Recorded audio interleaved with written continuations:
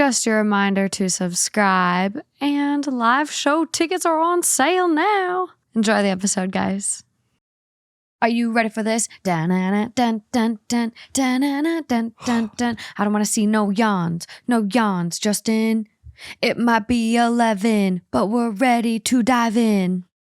You're freestyling now? I am a freestyler. I know a lot of people don't like the singing, the jingles, but it's all a part of the charm, you know? Or I guess if you hate it, then it's the opposite for you. But, you know, if you can't handle me at my jingle, you don't deserve me at my poop knife or ass rag. Yeah, ass rag. And a lot of you are probably wondering, what is an ass rag? Go over to the Midwest Married episode that Justin and I did, and you will find out. It is by far one of the wildest stories I've had. I kind of joked. I was like giving that story to my brother and Amy, you know, my sister-in-law's podcast was like giving up a favorite kid. Like it was so good. Not the favorite kid. It was so good. But the episode just came out this week that we did with them. It'll be linked in this show's description, as well as the episode we had with them last week. Check it out. It is such a good show. And I kind of commandeered it. So if you like this show, there's a good chance you'll like that one. Commandeered. I've been using big words today. I used the word grifter to describe someone. And the person I was with goes, grifter? What is that? And then I read the definition and she goes, oh, yeah, he's definitely a grifter. Nice. What, even reading or what? I have been reading again. How do you know? Well, because you wouldn't have just pulled that out. I know a lot of big words, Justin. If you could have AI go through every word that's spoken on this podcast, that's the first time that one's ever been said. If there's anyone out there that's heard me use the word grifter before, please provide a timestamp. I've used that a lot. Grifter. Not to me. Yeah, well, the theme today. Are you ready for it? Yeah. So I don't know what words I'm going to use, but I haven't read a lot of these stories. I was powering through trying to get this theme ready for us after we fed the ponies tonight. They're so cute, you guys. I'm going to have to include some pictures in the podcast and on the Instagram. No, I haven't really shared pictures. And I've had such a fun week with them. I made homemade applesauce popsicles they've been eating. I brought out a splash pad. They hated that. They love their carrot ball. I also got like a squishy pig that I put molasses on, and then they have fun with that. What do they do with that? They lick it and chew on it because I put the molasses on it. Oh. Really cute. But we have ponies in our backyard. So I was taking care of them and I was like, oh, I got to get this really good theme together. And I found the stories. But it's based on the title. It's a lot of like, is it really that outrageous? Like, really? It's not that outrageous, right? So, outrageous. 'Tis the theme? Outrageous. Overall, outrageous. Cool, yeah. Okay. Outrageous. Outrageous. That's outrageous. That's so stankin' outrageous. Let's dive in.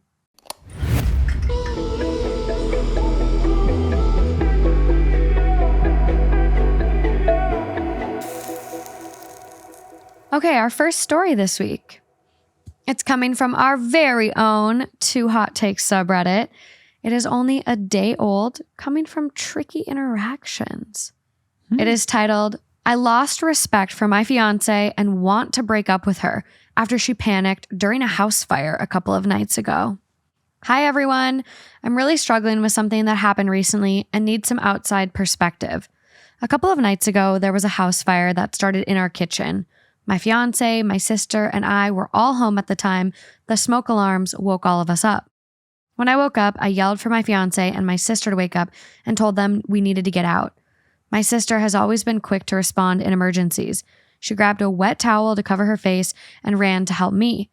We got the fire extinguisher and started trying to contain the fire as we were trying to figure out how to escape.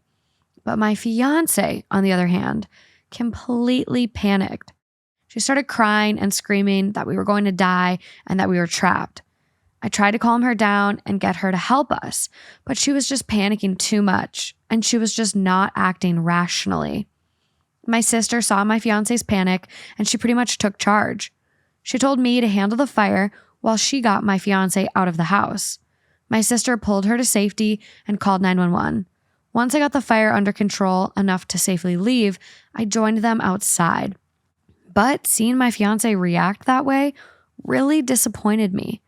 I know it was a terrifying situation, but because she couldn't stay calm, it just made everything more dangerous for all of us. It was just the complete opposite to how my sister reacted. She took control of the situation and helped get us all out safely. I feel bad about it, but I just feel like I've lost a lot of respect for my fiance because of how she reacted. I love my fiance, but her panic just makes me question how she would handle future emergencies. I've spoken with my sister, and she thinks I should just break up with my fiance because the way my fiance reacted was unacceptable. What if we were to have kids in the future and they were in a serious emergency? Would I be able to trust my fiance to handle the situation with calmness? We haven't set a wedding date yet. I only proposed to her a couple of months ago, but I just don't know if I want to marry her anymore. 'Tis the end. That's the end, folks. That doesn't feel, at least for me, does not feel breakup worthy. I would honestly feel really bad for my fiance in that case, having gone through that. And, sure, you could worry about how they'll react in the future, but I mean, this sounds like it was like a blaze. Like this sounds like put a wet towel over your face. Like this is a, at least how it's described, this is a fire. Sir and ma'am, sister, brother, you don't try to firefight on your own. If there's a fire in your house, get out of your house. There's trained professionals for a reason. Like him trying to be like, I got the fire contained. Get out. Get out. Oh, of course, get out. But I think a lot of people, when it's like if the house isn't collapsing on top of you like you see in the movies, I think a lot of people think, I'm going to try and fight this thing. I'm going to try and save my house. I think that's probably not far off, at least for a dude, to be like, I'm going to fight the fire. I feel like that would be my last reaction. I just think it's people panic. Think of all the people that fall into water and the only reason they drown is because they panic. If they just that is true. Relaxed and just floated and just treaded water, you'd be fine. 99% of the time, I think it's the panic. Mm-hmm. And so that is something for her to, suss out now that she's been through a panic-worthy situation.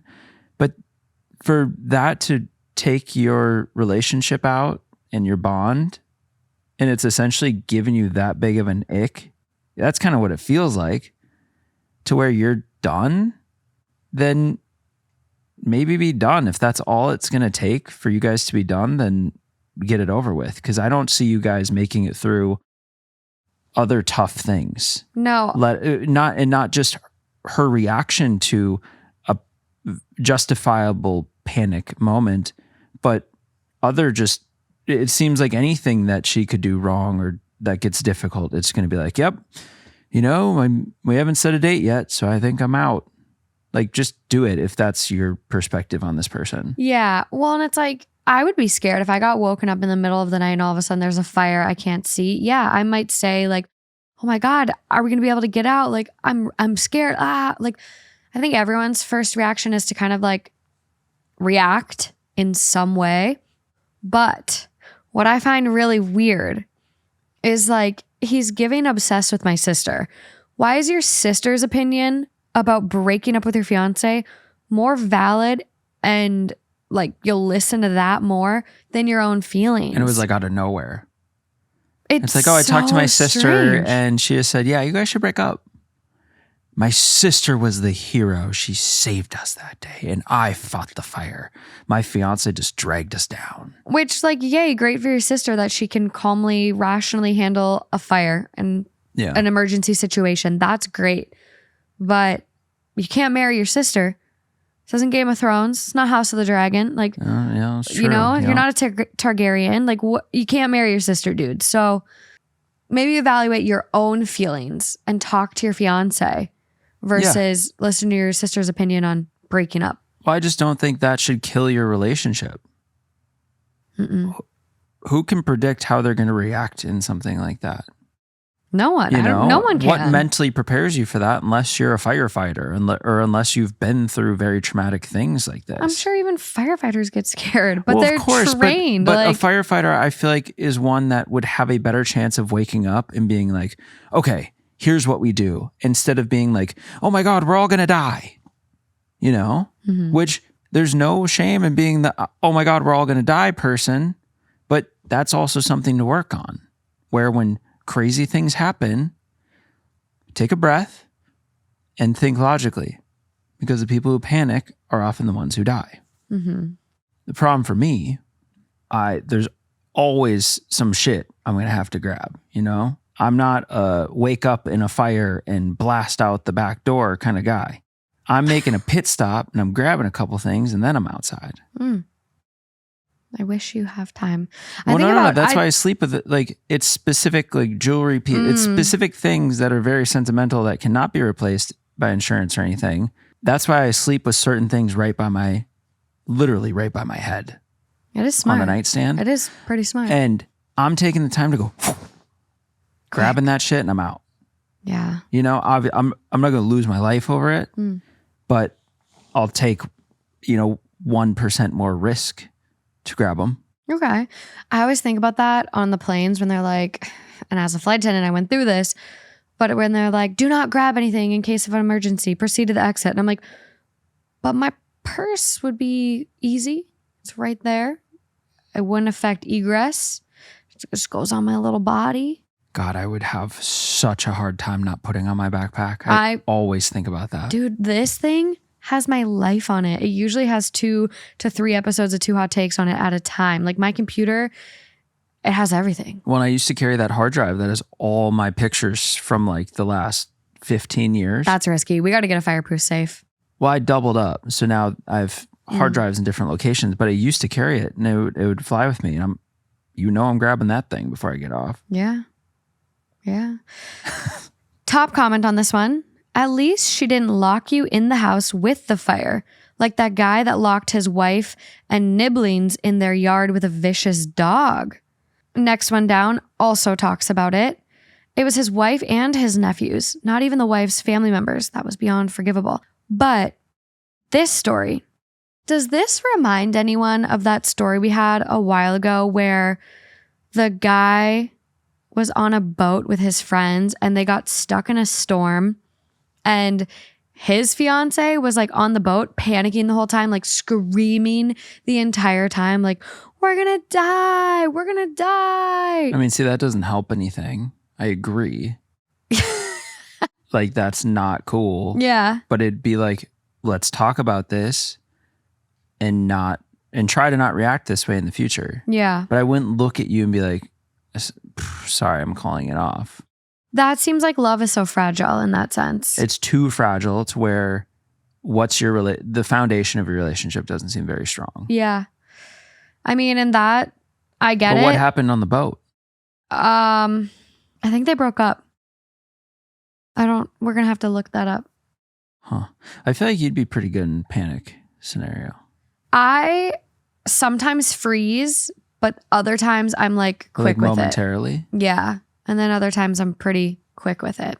So it's better than being the screaming, we're all going to die kind of thing. I don't usually scream unless it's with a big rat in the trash can. That's like a scream. I'm saying like that was a little jarring. Screaming the words. No, I'm usually a freeze. But there's freeze, flight, fight. Like, it just depends on the situation. Yeah. But yeah, this is interesting. I mean, I think moral of the story, like, your feelings are your feelings. They might not be as valid in this one. But it doesn't seem like a reason for a normal person to break an engagement with somebody. No, I don't think so. So evaluate. Yes. Okay, moving along. So we're moving on to this one that's from Am I the Asshole? It is titled, Am I the Asshole for Wanting My Husband to Hold My Hand During Birth? I, 35 female, am 7 months pregnant. I am married to a family medicine doctor, 35 male, and we've been together for 10 years. Throwaway Reddit because my sister-in-law follows me on Reddit and reports everything to my husband. I'm reaching out to all of you to ask for your advice on a fight my husband and I are having on our birth plan. My husband really wants to deliver the baby, which I can understand. It's not uncommon for doctors to deliver their own kid. There is still an OBGYN there monitoring everything, and the doctor father steps in at the last minute as mom is crowning to just basically catch the baby. My husband has, I guess, always dreamed of being the one to pull the baby out, while I pictured it very differently. I thought he would be up by my head, holding my hand and helping me through it. He says he will do that, but the easiest part is the very end, where I won't need him anyways. He said if I really want someone there, his mom can step in. I've been on my own since I was a kid living in my car, so I don't have anyone I'd want in there with me except him. I don't really even want his mom in there. She's great, but he is my person. I know it would be cool for him to deliver our baby, but I really feel like I need him there. I personally didn't want our doctors to know he was a doctor, because as soon as any of my doctors or even our vet finds out he's a doctor, they talk exclusively to him. I don't even want him to go to the prenatal appointments anymore because no one talks to me. They all talk to him. And I can't ask my questions to anyone but my husband at home. But he's already told everyone he'll be delivering his first baby. I guess I don't want this because I wanted him to be there as a husband and a father and not a doctor. I see him as a doctor 95% of the time, and I wanted to experience this with my husband and not my husband, the doctor. I wanted him to be there for me as this is my first birth and I'm terrified. He just keeps telling me I'll be fine. He pulled in friends and family who also don't understand my point of view. They said this is his first child too, and to just let him have this since I had the honor of being pregnant. I just really wanted him to hold my hand all the way through it and to be able to share this experience as parents and people instead of a medical professional. I was hoping we could see the baby at the same time and just be equals in this. Am I being selfish for wanting this to be my way? This is not outrageous on her part. This is so outrageous of him. I am so mad. I did not read this one and I want to chuck my computer. No. I am so mad at him. I'm so mad and just angry and sad for her. Yeah, it's bringing, okay, I need to start from a solid point.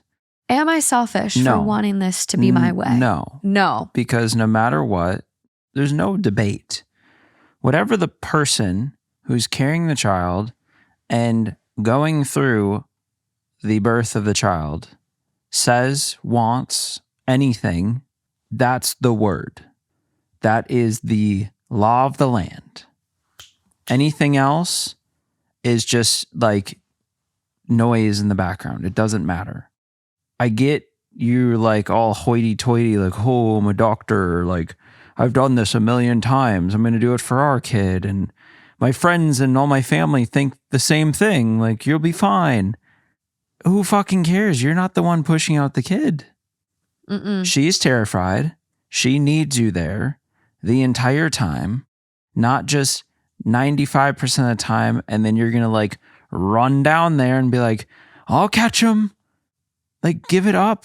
Give it up. Why is that so important to you? Versus just the fact of you guys are having a kid.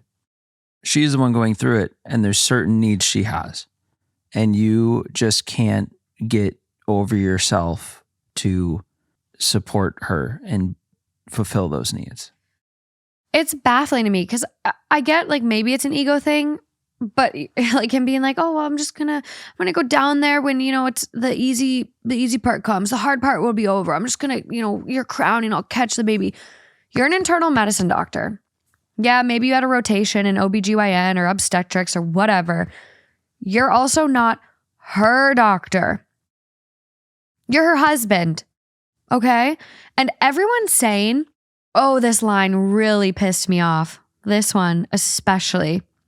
He pulled in friends and family who also don't understand my POV. They said that this is his first child too, and to just let him have this, since I had the honor of being pregnant, which I will say, being pregnant, being able to have a child is a beautiful, beautiful, miraculous, incredible little thing. It blows my mind every day.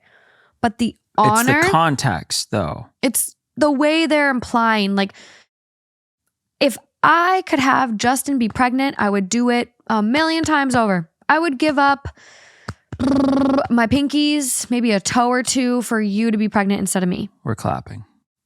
Yeah, I'm just, I don't know what to do with my hands. I'm so mad. The couch is moving. I'm just like, I'm so pissed at this one. This is probably the more angry I've been in a while.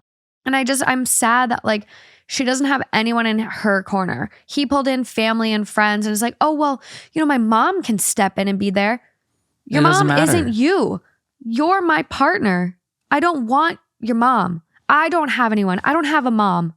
I don't have a person I can pull in and have in my corner. So it's like 20 against 1.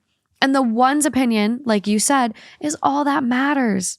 It should be her birth plan. It also pisses me off that she can't even ask her providers questions. They all turn to him. Doesn't matter if he's a doctor. That's not your patient. That would be annoying. That is not your patient. You need to explain things to the person that is quite literally going to be the one going through it. That's your patient. That's who you need to make sure understands and is asking the questions and can choose what they want. Shut the fuck up. Yeah. Yeah. I'm pissed. No, you're not selfish. This would really aggravate me if I were her in her shoes. And maybe I'm just a little spiteful because I'm pissed off right now. But I would sit down and I would say to him, you are not doing this. I need your support. I need you up by me. If you choose to try to leave and go down and deliver our baby, I'm going to have the nurses remove you. You won't be welcome. Like, if that's what you're going to try to do, you won't be welcome because you need that support up by you, holding hands, putting ice cubes on your neck. Like, you need that support. Yep. And he's making it quite literally about him versus them and them experiencing this together. So remove him. If he's going to try to play doctor and step in, he doesn't need to be there. His role is support. And that might be a little petty, but get out of the room. Get out of the room. If you're not going to be doing your job supporting me, get out. Or if he does go down there and you really feel like, you're losing control of the bowels, just push a little harder in the bowel region and just. I mean, they have nets in there for a reason. Well, or a lot of chucks, the little move the net for a second, pads. Right when he gets down there. Just blow it out at him. Yeah. He's an internal medicine doctor. He sees a lot of that as it is. Yeah, but it'd just be, it's nobody, yeah, but nobody wants that. Come on. I'm a doctor. I love that. Cool. Top comment on this one. Not the asshole. Your husband may be a doctor, but he is not your doctor. Thank you. His role in the delivery room is to support you while you give birth. You are the patient, which means that you and only you are in control of what happens / who is allowed in the delivery room. We are on the same page, consistent Leopard 71. You don't want his mother there, which is completely understandable. Childbirth is a medical procedure, and while it may be cool for him to deliver your baby, the goal here isn't to make this a cool experience for him. Your husband is only seeing this from his point of view and is completely downplaying how physically and mentally challenging childbirth is. You need to make him understand exactly how you feel about everything you posted here. Have you told him? OP responds, multiple times in all of the ways I can think of. Yep. It's a deep-rooted issue here. He needs his ego rocked. I'm sorry, at this point, kick him out. Kick him out. I'm sure your nurses will be more supportive than him trying to go down there and catch the baby. Can't you just see, just because they said vets too, right? Yeah. So can't you just see them going in, like the vet just trying to explain something? He's like, oh, yep, got it, yep. I'm a doctor. Yep, I got that, yeah. And then she asked questions and he probably, no, yep, I got it. I got it. Yeah, I just saw this in a 71-year-old, came in, differential diagnosis was this, and this, but, I did get to that same conclusion. Also, just in my world, the only person delivering the baby is the person pushing. Ooh. Like, I get there's a necessary role. I like that but take. The only person delivering the baby is the one delivering the baby. I like that. That's a new one. I like that. Next comment down after OP's response. You know the brutal truth? He doesn't even need to be allowed in the room. It's your body and your medical procedure, and he can legally be kicked out at your whim. So he really needs a wake-up call as to who's in charge during labor and who needs the support. I love that. New TikTok series. Fights in the delivery room and people getting escorted out.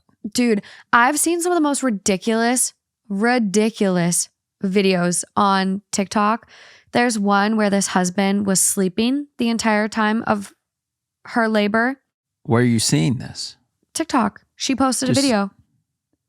This is just your For You page? Yeah, I get some crazy shit. There's another guy that had to bring his PlayStation into the labor floor, their hospital room. Okay. That PlayStation a little addicted. Would be smashed. Sleep? Yeah, you can have a nap or two. I'd like some rest as soon as the baby gets there. So what about a little game on the phone kind of? If you went and bought a Game Boy, sure, but it better have Donkey Kong on it so I can play too. Well, yeah, we'd probably be passing the thing back and forth like we always do. Donkey Kong was elite. Raymond. You're just in the middle of like everything and you're like, my turn. I just don't even know if I would be able to think straight for that. I'm going to see if there's any other oh my God, we have an update. We have an update. Is this news to you? I didn't read this one. I knew off the title. I'm like, it's going to be debatably outrageous or not. Oh, like, do you think this is post-baby update?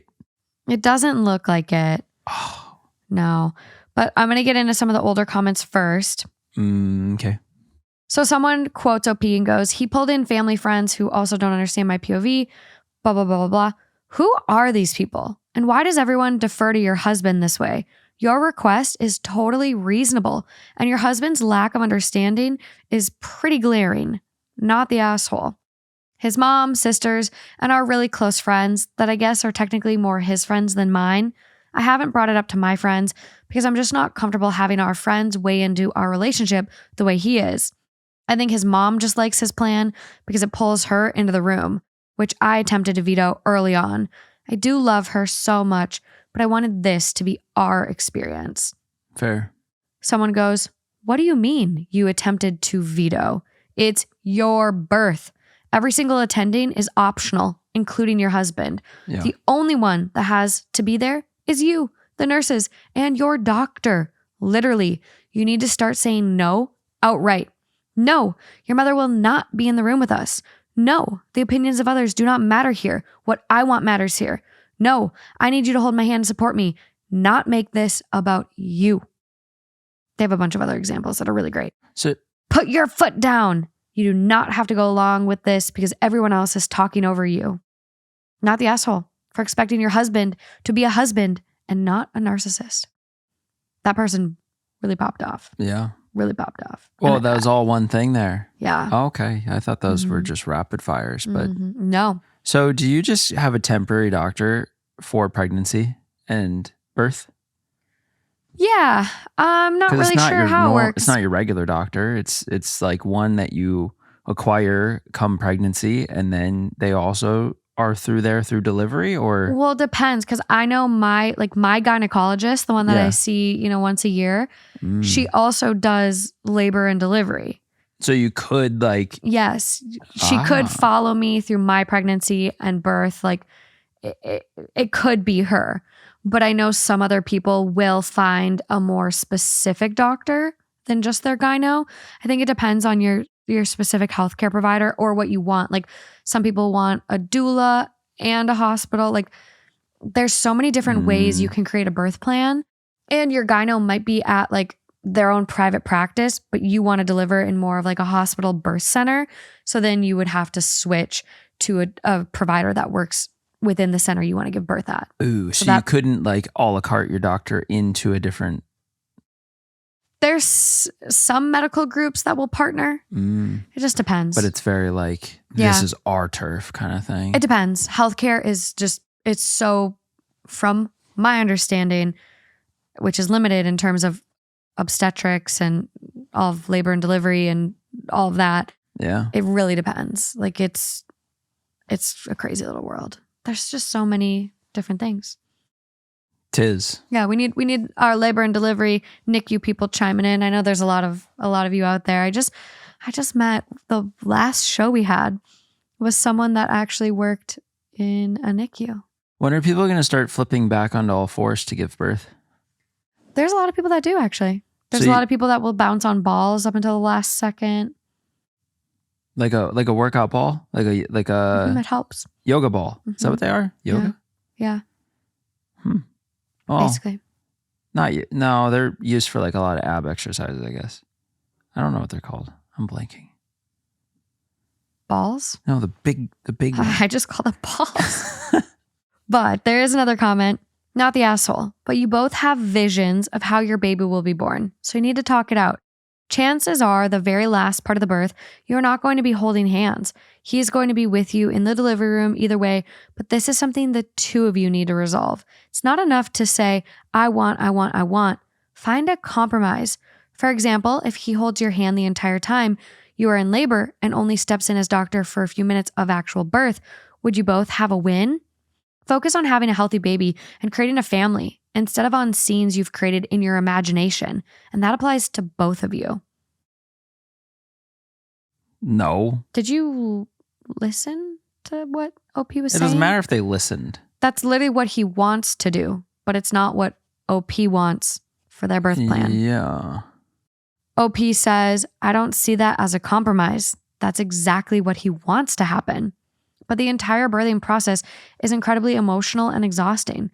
I don't want him to step away for those moments because they are what I picture to be the most painful and exhausting. I want him with me until the baby is out and we can hold her. I don't want to be abandoned during my birth while he and the other doctors catch the baby and begin the baby's workup. He's going to deliver the baby and hold the baby, all while I won't be able to see anything because my legs will be in the air. I'll miss my husband holding and seeing my baby for the first time, and I'll feel completely by myself and like I'm missing out on those crucial first moments. Fair. I don't More know than why fair. Are we talking about compromise? There's no compromise needed. Weird. None. No. There's no like meeting in the middle. And OP does go on to say in this comment, maybe you're not a woman, but nothing sounds worse to me than having my legs up in the stirrups immediately post-birth with a sheet draped over my legs where I can't see my husband or baby meeting for the first time. Someone else goes, this is really worrisome. In all of my deliveries, the baby was placed on my mother's chest right after birth. I thought that's what's recommended nowadays. I would make it very clear to your actual doctor that this is what you want to happen if possible, and remind your husband he doesn't have to be in the room at all if he can't respect your wishes. Perfect. I love most of the support OP is getting. Like great recommendations, advocate for yourself, talk to your medical professional. If your doctor is unwilling, your labor and delivery doctor, nurses, whatever, is unwilling to listen to you, get a new one. That'd be crazy. Get a new one. It's never too late. Never too late. You're pushing, you hate your doctor, get a new one. Look at them ZocDoc reviews. You know what I'm saying? I love ZocDoc. I genuinely love ZocDoc. Like, they have been a partner for a while now, but I genuinely love ZocDoc. Well, we used it long before. So it's like we would be talking about it if they never were a partner. It's just true. Look that at is them very reviews. True. I'm going to go on there. Not that I'm like pregnant or anything, but I kind of want to go on there and see what is out there for labor and delivery nurses now, or doctors now. Okay. So the update from OP before we move along. Yeah. I lied. There's one comment before the update. I can't see the comments on Am I the Asshole anymore, and I'm pouring through comments to muster the courage to stand up to him. Everyone keeps saying to show him the comments, but I lost all of those comments. I'm still considering that approach, so I thought it wouldn't hurt to repost it if I decide to take that approach. I apologize for any confusion. I think OP posted on relationship advice. That got removed, so then they posted on Am I the Asshole? Anyways, not sure the right way to update, posting it here as well. Update. I'm going to confront him tonight when he gets home. He's already going to be upset because we both have restrictions on how much time we spend on social media sites, and I have significantly surpassed that today and yesterday, which he'll know as soon as he reviews the router logs. What? We just went to a whole different... I don't like this. A whole different place. I'm hopeful I can catch him before that makes him too upset. I did reach out to some of our mutual friends just to see what he has told them for why this is so important to him, only to learn he never discussed this with them. I think he made up what he has been saying they said. They were really shocked to learn we've been having this disagreement, and were actually quite supportive of an expectant mother controlling her birth plan. I'm quite nervous about his reaction to this as well, and I'd like to get ahead of this. Wish me luck and cross your fingers for me. Why? Why are we wishing luck? Dude, that was posted 6 hours ago, and there's no update since. Hey, listen, there's a lot more going on than this birth. This is actually... I'm like very... Reviews the router logs? I'm very concerned now. This is... Granted, it's one comment, but it is describing a very unhealthy, controlling, potentially abusive relationship. Yeah.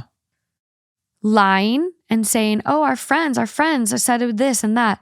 So you're lying, you're manipulating, you're controlling, like really, really bad vibes. I'm not crazy about that. What are the comments on that? Someone replies and goes, OP, are you okay? This post and some of your comments make it seem like you don't feel very safe with your husband. The fact that he even controls your internet usage is very concerning. If you don't feel safe, I think you should reach out to your friends and family and let them know what is actually going on in your marriage. They will hopefully be able to support you and help you leave if necessary. Good luck and stay safe. Yes. Next comment. Checking router logs is not a normal activity. Someone already asked this, but are you sure you're not in an abusive relationship? This does not sound healthy, OP. I wish you luck, and I hope you get the support you need. Oh. Well, that was quite the update. Wow. I hope everything goes okay and she can find some support. You know, to be that scared to bring something up, which, yeah. It's really concerning. This makes you feel sick. Really concerning. I'm like trying to glance at other comments before we move along, but. I know, it's just I'm going to hopefully try and catch him before he looks at the router logs, and then he'll be really mad. Like, come on, that's no way to live. Yeah, I'm not seeing a lot of other comments that kind of mention situations that the husband is controlling or abusive in. Yeah. But that is very, very concerning. And I mean, it is kind of like OP, mentions, I don't really have family. I lived in my car.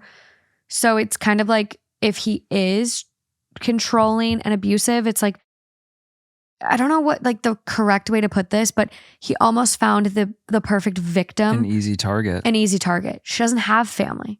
She doesn't have a lot of friends, or at least like friends that she's comfortable sharing marital stuff with. Share the relationship stuff. So it's like he has someone that's secluded or easy to Full seclude. Control. So scary. Okay, I'm following the account. We all need to keep our eyes on this. The username, if you want to find it, I'll be sure to link everything, but in case the account gets suspended, like, I don't know what else to do. I hate when Reddit does that. But the username is specific-koala1721. Let's keep our eyes peeled for this, you guys. OP, if you're listening, not normal. Advocate for yourself. Get exactly what you want during your birth. Otherwise, kick him out because he's useless. If he's not by your head, he's fucking useless. And reevaluate everything else. Yeah, no more controlling router logs. That is outrageous. Absolutely fucking outrageous. If anyone listening is in a relationship where you're like, oh, that sounds kind of similar to my partner checking my Apple Watch or my Fitbit or whatever. Out fucking rageous. Okay. There's the theme right there. Moving along. I don't think I can swear in the theme title. This is coming from AITA. It was posted 10 days ago. It is titled, Am I the asshole for not telling my parents that the event they were missing was my wedding? Buckle up, guys. This will be kind of long. So I, 27 female, have a younger brother, Mike, 21 male. He is the definition of a man-child and a mama's boy, always complaining, always expecting others to bow to him. Just overall, an asshole. Ever since he was born, my parents fussed over him for everything. He's not special needs or had a traumatic birth or anything of the sort. He was just born. And my parents completely discarded me. My mom, 50 female especially. She went from being a loving mother to one of those boy moms that people make fun of on the internet. My father, 50 male, still showed me love and support, but he's always been too much of a coward to stand up to my mother and let me win at least once. The only one who stood up for me was my grandpa, 76 male, who always called my parents out on their bullshit and never liked my brother. I reminded him of his late wife, my grandma, and we have a very special bond, but he lives on the other side of the country and I could never see him that often. Mike knows our mom prefers him and loves to shove it in my face. Because of this and his behavior, we've always been at odds. He's spoiled, a brat, and an awful human. I can't remember how many times I ended up in trouble for things I did better than him or for things he framed me with. His only talents are his football skills. He won a scholarship to a nice college out of state. My parents didn't spend a dime on my education because apparently my fund had been used to cover expenses after a fire, just for me to discover years later that said money was given to Mike to buy a car and a house. It's at public university that I met Lucas. He was the first person I was really drawn to there. Of course, I met new people who are now my dearest friends, and thanks to them and Lucas, who was my best friend for years before we got together, I managed to move out of my parents' house. Now, both Lucas and I are well known in our fields and have very good salaries. Now, to the main issue. Lucas proposed to me a year ago. We're very private people, so we didn't post it on social media or anything. And when I told my parents, they dismissed it with a, quote, "That's nice." I'm starting to think they downright don't listen to me at all. We decided that we wanted a nice but simple ceremony and reception with our friends and relatives. Lucas convinced me to invite my parents and brother, but they never responded to the invite. And whenever I went to visit and began to talk about my wedding, without mentioning it was a wedding, my mom would always speak over me about my brother's accomplishments and wild adventures. At one point, I got fed up with it and interrupted my mom to tell her that there was an event I was planning, whose date was unmovable. She told me that they couldn't attend because my brother was playing the last game of the season that very same day, and they wanted to be there for that. Of course. Of course, this favoritism doesn't surprise me. They missed my ballets, shows, and both my high school and university graduation for things about him. At this point, I wanted to be petty. I told both my parents that it wasn't a problem to miss this event, purposely omitted the fact that this event was my wedding, and didn't insist further. Flash forward to a few weeks ago. I got married. It was perfect. My family, Lucas's family, and our friends were all there, and we had a blast. My grandpa was happy to give me away, and it was just perfect. My relatives asked me multiple times why my parents weren't there with us. I was honest and simply said they had my brother's game to attend and couldn't come. They gave me a few looks, and my grandpa was visibly angry for a while, but otherwise, nothing strange happened. After the reception, Lucas and I left for our honeymoon, and we were phone-free for the whole duration of the trip. But once we got back, we discovered that a shitstorm was welcoming us home. Yes. I turned my phone on and was unable to even unlock it before a storm of notifications popped up. Most of them were from my mother and brother. Mike called me all sorts of nasty names and insulted me because apparently one of my paternal aunts posted the photos of the wedding on Facebook and captioned it with a very obvious dig at my parents. Nice. Especially my mom for missing the wedding. The post apparently went viral in my parents' community, and they've been publicly shamed for their mistreatment of me. It also turns out that my grandpa personally visited my parents to go on a tirade to shame my father, his son, to the point of tears. Good. And this seemed to be my father's breaking point because he was so distraught for missing his only daughter's wedding and for his father's disapproval that he finally rebelled against my mom and is threatening divorce unless she makes it up to me. That's okay. That's redeemable. That's redeemable. I think that's the reason why my mom has been spamming my phone with messages. At first insulting and threatening, and then downright pitiful, full of begging and pity parties. Now I'm at home with my husband, deciding how to approach the situation. Most of my relatives, even those I didn't invite to the wedding, reached out to apologize for what I went through and to claim they had no idea this was happening at home. Can't blame any of my relatives. They all live with my grandpa on the other side of the country or in another state. But my mom's sisters and friends are belittling me for not telling my mom about the wedding because now she's inconsolable at the thought of having missed my wedding. Personally, I think she just claims that to save face. Yep. But I'm not sure. 100%. The latest messages from my father and mother seem extremely saddened and hurt for missing my wedding. Now my family is divided on 3 fronts.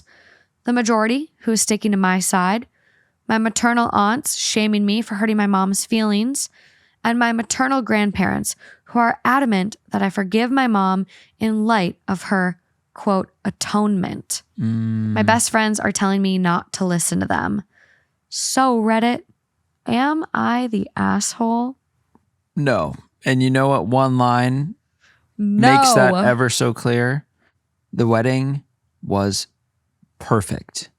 It was perfect. I love that for them. And if the wedding was perfect, my only gut feeling, which I'm a little confused on the dad. I'm just a little, I need to get there. But having them there, especially the mom and the brother, for me, makes me feel that it potentially would not have been perfect. No. So given the fact that it was perfect, I think you made the right call. I think if they had cared in the slightest, it probably would have been really easy to figure out that you were talking about a wedding. I would have taken the same course the moment someone goes, oh, that's nice, to letting them know you just got engaged.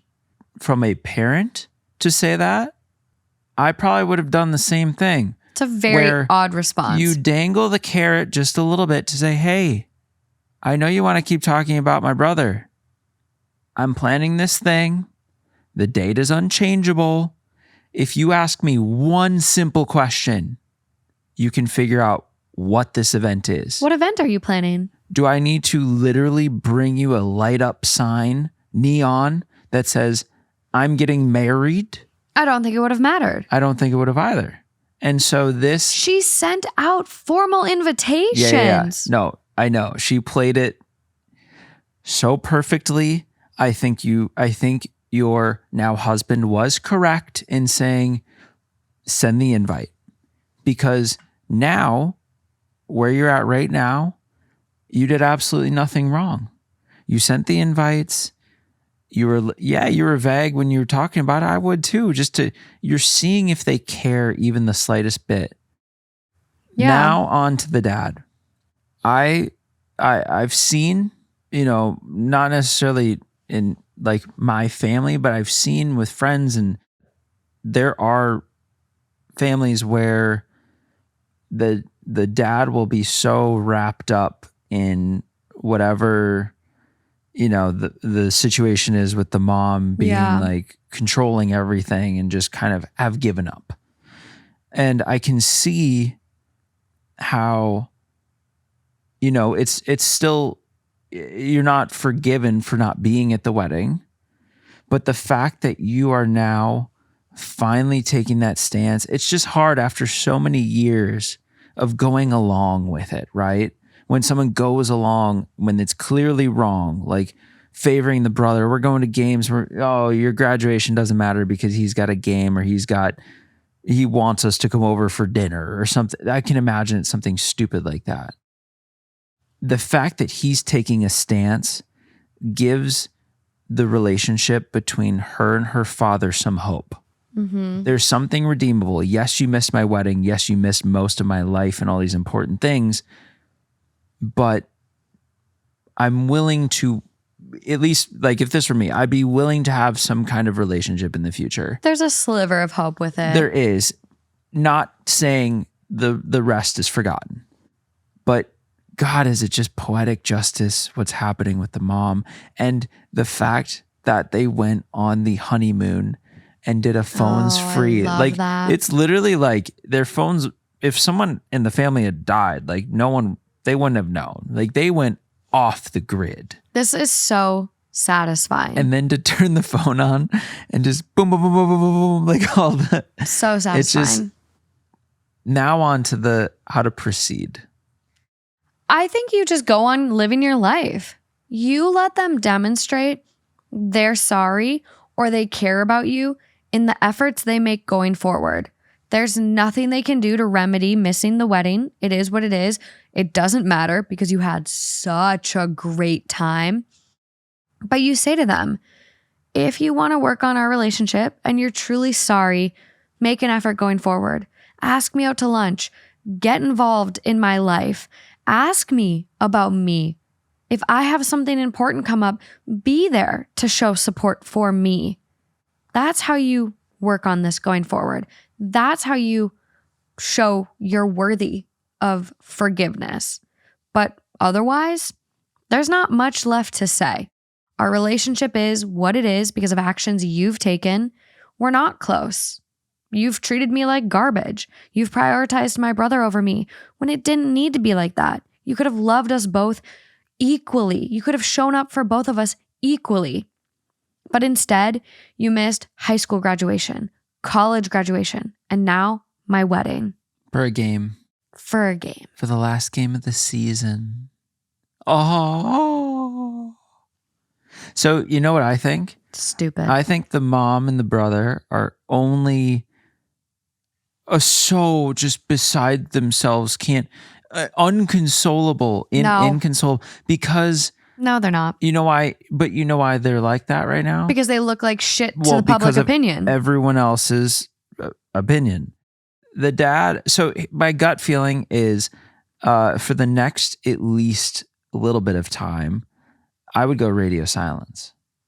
I'm not responding to mom or brother. I might have some sort of conversation with my dad, but. I'd sit them all down though. You know, because while he was nicer to OP, sometimes, and this might be a hot take, Sometimes I think the person that enables the bad behavior and doesn't stand up or set a foot down in some situations is worse than the one who's being cruel because he sees it. 100%. He recognizes it's bad. And yet he let one of his children be fucking roadkill on the side of the road and just get ran over. Car after car. Unforgivable. After car after 100%. car. Like, well, and there's something to be said. The ultimate badass in this whole story is the grandpa. I love that you brought that up. I feel like the grandpa going and having that, I don't know if it's a conversation. I hope he tore him a new one. Or the berating. A new asshole. I think for the dad, I think what I'm trying to get to, redeemable is the wrong word to say in the beginning. It's not forgivable. It's not any of that. It's just, there's a sense of hope for him. Okay. Even if it's just as an individual. I mean, I appreciate the fact he's going a little nuclear on him. Like, step up finally. Like, I appreciate that he's now there. Yes. It's not to say, oh, we're all happy and perfect and it's like none of that happened. No, it's never going to be erased. It's just a little satisfaction. Yes, which we're never going to get from the mom and brother. That's it. I don't know. That was a whole... I do that though. Yeah. I confuse myself and then it comes out all confused. But, you know, my ride or dies will know what I'm getting at. We get there eventually. Yeah. Top comment. Not the asshole. Actions have consequences. Mike is the golden child to the point of things being dysfunctional. You have created your life accordingly based on what they have done. Your mom controlling everything and your dad enabling her. And now they're unhappy because they've been shamed for it. Too right. I am, however, pleased your dad might be waking up. Pleased. Appreciate. I use the word appreciate. Pleased. I'm pleased he's going nuclear. That's a good one. That's what my 20 minutes of talking was trying to say. I like it. Please give a hug or high five to Mr. Grandpa from me, depending on what kind of guy he is, for the star that he is. You go and live your best life where people value you. Also, congratulations to both you and your husband. You've done absolutely nothing wrong. Definitely a big hug. Definitely a big hug. Yep. Not the asshole. They were invited. They gave a reason they weren't attending. You accepted their non-participation. Next comment down. Right. They were sent an invitation. When I get invitations, they are hung on the refrigerator as a reminder, and I have the decency to respond. They got a formal invitation. That's all a parent should need. You know they're opening that mail too. Come on. They looked at it. How do you not see that? If my parents didn't put our wedding invite on the fridge, I would go nuts. Nuts. Your mom doesn't even put anything on her fridge, but if that's not on her fridge, Chris, I know you're listening. That better be the one thing that goes on your fridge. Does she have a bulletin board? No. I don't know where things like that go. It's going on your fridge. Well, you know, it's funny. A lot of people always ask me like, oh, like, what do you think about being an only child? What was it like? Would you have rather had siblings? It's like, how am I supposed to know? We all grew up the way we grew up. How am I supposed to know what it would have been like to have siblings? How? I can't compare. Yeah. But a story like this makes me kind of happy to have been an only child. I know. Because there's no potential for a golden or a non-golden. I guess you just are the golden. Yeah. There's no competition. But I'm not spoiled and a fucking asshole like he is. True. There are a lot of edits on this. One, I did inform my parents about my wedding. I sent a traditional invite on paper to all of my guests and was notified that all invites had reached their addresses. I did not receive any answer from my parents and Mike, a few very distant relatives, and some people on Lucas's side. I did reach out to all of them through messages to double check, and those who hadn't replied told me they couldn't come. I asked my parents and brother via text, but they didn't respond. I was left on red. Knowing them and given all the things, I had to plan. I didn't bother on insisting. Edit 2. I didn't repeat the date of my wedding because I had already been told there was my brother's game. Plus, every time I insisted on highlighting my celebrations to get an answer, I was always told that it wasn't that important and to not be pissy and a bother. Because some things were simply more important than me. At this point, I think it's fair to me to not insist anymore. It's not worth the effort. No. 3, I didn't keep my wedding a secret. I avoided telling my parents that it was my wedding to see if they would be interested in the slightest. But surprise, surprise, they weren't. Yep. Despite this, I did openly talk about my wedding with my aunts and uncles. My mother was in the room with us a few times when I discussed venues or dress shops with my aunt. The Facebook post one. But sometimes mom was on the phone and other times she was just chatting with other people. She never paid attention. When I talked about it during reunions, she smiled and said, "That's great, dear," and then would change the subject. Radio silent on Dad and Mike. 4, I kept in contact with them because, well, at times I tried to go no contact in the past years and I've been harassed. I've tried after my high school, bachelor's, and master's graduations, to which they never bothered to show up for reasons involving my brother. Every time I was shamed for daring to turn my back on family by my parents, my brother, my maternal aunts, my maternal grandparents. I think the turning point here is that all those times, Lucas wasn't by my side. Edit 5. My parents and I are not in the same city. I live in a city an hour drive from my parents' small town, and they don't know my new address because once my brother tried to break into my apartment to steal some cash, and my mother backed him up, claiming that siblings share their goods. Now I moved, and I'll be sure not to tell them where I live. So he's a klepto, too. A thief. A thief. It's time to cut them off. Oh my God. 6, my parents didn't buy my brother a car and a house before he even started high school. They bought him a car for his 16th birthday and a house near his college when he began freshman year. They didn't spend the money of my fund right away. They just lied to me to use it later for my brother, keeping it stored for later in the meantime. So dad's worse than an enabler. I know. I'm kind of eating my words now, but no, but we didn't know, like, that wasn't included. Yeah, but it can be assumed. Like, we should have known that all the bad stuff, it's not like he's uninvolved, just sitting there not knowing. He knew. All I was trying to say is that he is at least the one person out of the 3 that is attempting to make a change for himself and do better for himself and to be just a better person.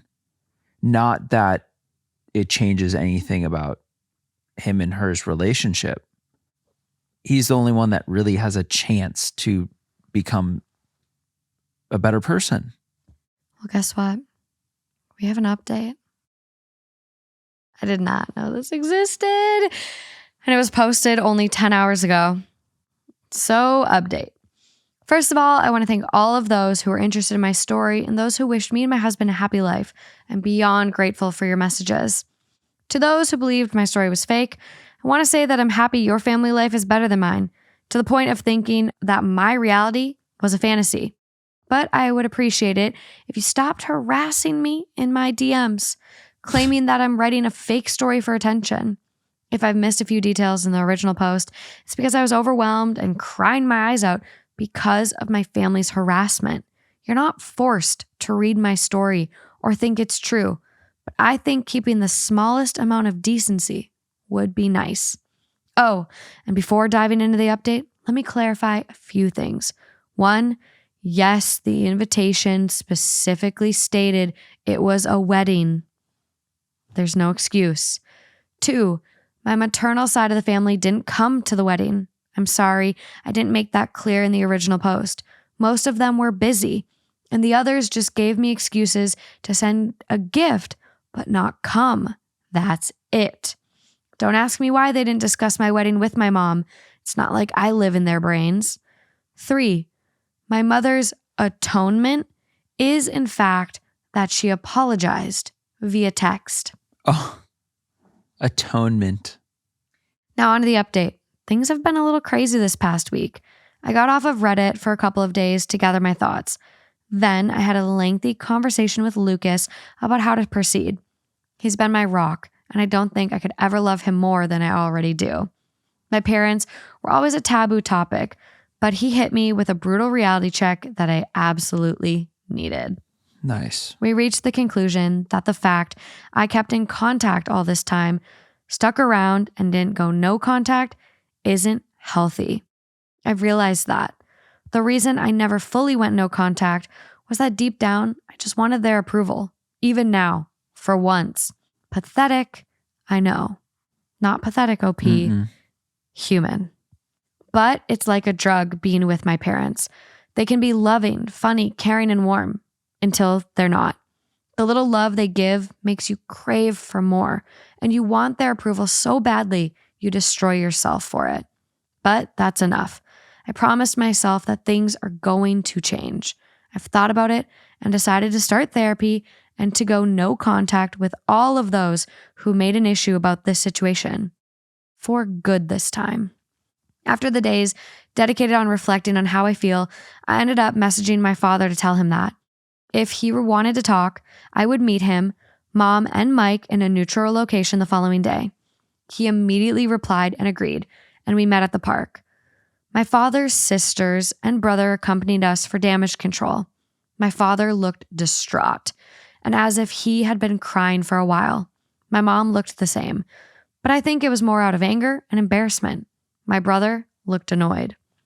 I told the three of them about how their behavior and preference in regards to my brother always hurt me, and that their abusive behavior made me realize that I didn't want contact with any of them again after that meeting. My mother tried to cut me off multiple times, but my aunt, the one who posted on Facebook, shut her up every single time. When I asked them why they would treat me this way, they didn't know what to say. My father kept crying and apologizing without giving me an answer, and my uncle reprimanded him for it. My mother seemed as if she was asking herself that for the first time. But well, in the end, she just said that she simply disliked me. Great. Plain and simple. And my brother, he just liked the attention and making me miserable as some sort of sport. I went on with my questions. When I asked why they never responded to my invite, they claimed to have never received one. I showed them the text, but they denied receiving them. And well, it turns out that they hadn't, in fact, received my wedding invitation. When it arrived to their house, they weren't there. The only one in the house was my brother, who had come visiting for the weekend. He saw the invite and, as many of you guessed, ripped it up and trashed it. And then, when I texted my parents, he deleted the messages. Wasn't hard to do. According to him, they kept my chat archived and didn't get the notification. So my parents never actually got a formal invitation. I was just distraught. I asked Mike why he would do that, and he just shrugged and claimed that it wasn't as important as the stuff they had in program anyways. I had to stop Lucas from punching him in the face. Strangely enough, my parents were upset and started reprimanding him. He actually began to throw a tantrum and cry crocodile tears. And I must admit that I was kind of satisfied. But then my mom claimed that all was resolved. There was no need to fuss over a misunderstanding. Yes. And it was time for me to clear their name. That set me off. And I interrupted her, telling that they weren't forgiven at all. That just because Mike trashed the invite, it didn't mean it automatically canceled all of their neglect. Plus, all that time, it was still very obvious that I was having a wedding, and they should have asked about it. You want to know what my mother's response was? She said something along the lines of, quote, "I did hear you talking about a wedding of yours, but I just thought you were being delusional and seeking my attention with exaggerated scenarios." She was convinced Lucas didn't actually like me, nor would he ever marry me. When I tell you I was about to trash her face, do you believe me? Another thing came up. It turns out that my brother didn't have a football game to go to at all. Oh. My parents used the fact that my husband, friends, and I know little to nothing about football. We prefer soccer. And the fact I stopped asking about it when Mike would mock me during his time in high school to make up a story to avoid my event. At the time I wrote the original post, I couldn't confirm or deny the presence of a game because my brother has private social media and Lucas and I are blocked. And I foolishly trusted my parents' word. But no, you want to know where they went with that man-child? They went to Disneyland because Mike wanted to go. Oh. They used the football story to cover for my brother's 100th tantrum holiday. And apparently they did it multiple times in the past months.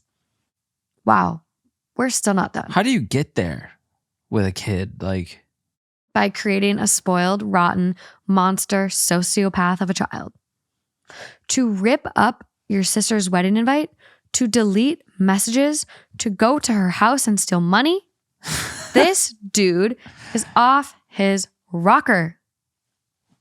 Oh, he's got it coming. That shit catches up to you. At this point, I was just completely burnt out and overwhelmed by this amount of information. The fact that I had been fooled this badly, that I was so gullible, genuinely made my blood boil. And I snapped. I stood up and told my father he was a sad, weak man, unable to stand up for his kids unless his wife approved of it.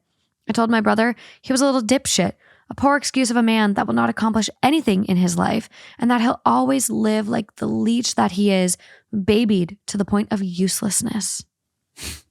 That's pretty good. And to my mom, I told her that she was the worst, narcissist, pathetic little woman on the earth, and that she didn't even deserve to be addressed and judged for her irrelevance, that not even God could help her out because she is just too rotten. Harsh, I know. My mother shot up from her seat to scream at me halfway through my rant to her, but I was just too mad. I shouted at her to shut the fuck up and sit down and listen for once. She got so mad, it felt like steam was coming out of her ears. I don't remember much after that, just that I kept talking and talking. It felt as if all of my anger and hurt just flooded out. Yep. At one point, I'm pretty sure the whole park was silent. I spat at my parents and Mike that I was disowning them all, and that if they're smart, they'll think before reaching out again. I took my purse and left with Lucas, Anna, and Francis, leaving my parents' brother at my aunt and uncle's mercy. Oh, man. I think at some point, the reality of what I had just learned and said finally hit me, because I ended up having a panic attack on the way home. Lucas was driving, so Anna helped me through it until we stopped in a parking lot to calm me down. I'm beyond grateful for their help. Once home, I just fell on the bed and went to sleep. I bet. I just wanted to go with you guys' advice and post the whole thread on Facebook, but given my work and career, I couldn't expose myself like that. One thing is, sharing my story from an anonymous throwaway on Reddit, the other is on Facebook, with my name and face plastered everywhere. I couldn't go down that path. Instead, I did something better. I made a folder with all of my mother's insults, messages, and awful comments, and sent it to the woman in charge of my mom's church. It's a tight-knit community my mom worked her ass off to enter into, but that is also extremely judgmental, and being shunned by them is a death sentence. And well, nice. That's exactly what happened. Just like clockwork. The scandal spread like wildfire, going out of the church and reaching the rest of the small town. You can imagine what this means to my mother and father. Because of my little spill, I did find other messages from my maternal side of the family, belittling me even more for upsetting their sister or daughter and insulting her. I just didn't care anymore at that point. So I followed you guys' advice and told them that from now on, they will no longer be a part of my life and they can talk shit all they want. I just won't care. Instead, they should be grateful I don't send their nasty text to their employers and spouses. I blocked every single one of them, grandparents included, on everything. Good. I did find a lengthy message from my father. He apologized for not being strong enough to face my mother, agreed that what I said was true, and couldn't believe that he had lost so much of my life because of her. He told me he is going to divorce her no matter what my decision will be, because he is tired of being controlled. He would like a relationship with me to make up for all the years that passed.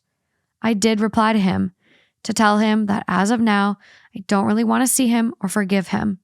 He replied that he'll try his best to win me back and that he loves me. That's really sad. I replied back that as of now, I find that hard to believe, and then I blocked him too. Frankly, his slimy way of trying to have an out from this situation by throwing my mother under the bus is pathetic. At least she was hateful and owned up to it. He is only able to blame others for his choices. I don't want to surround myself with people like that. My mother and brother are blocked similarly to my maternal side. Mike wrote other messages to taunt and insult me. I just blocked him.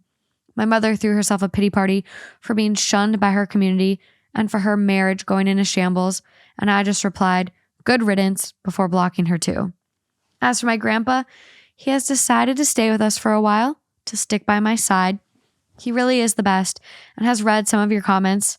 He isn't going to admit that he's flattered by them, though. Since then, a few days have passed and all has been quiet. Lucas is spoiling me rotten, and I'm starting therapy soon. I know this isn't the drama-filled, revenge-filled update you had hoped for. Yeah, it is. But well, this is it.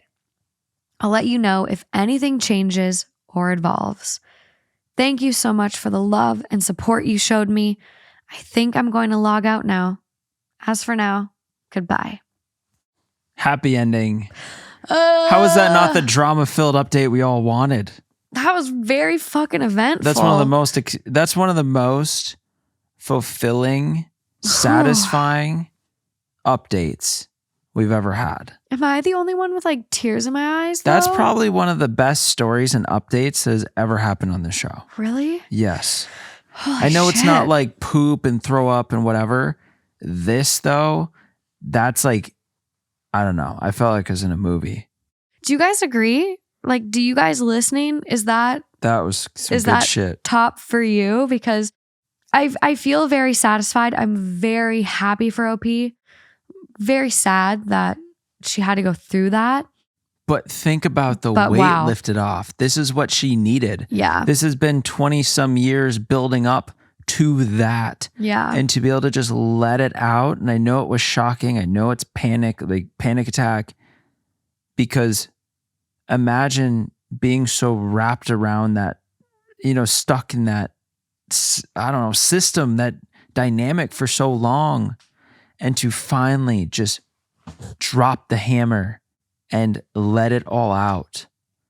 Because the situation is, it's tough when you do it, but think about the rest of life going forward. So much better. Think about the peace in her life and in her marriage, and just in, her and all the family that stuck by her. Think about all of their relationships, and just, it sucks to lose a sibling and parents, but you never really had them.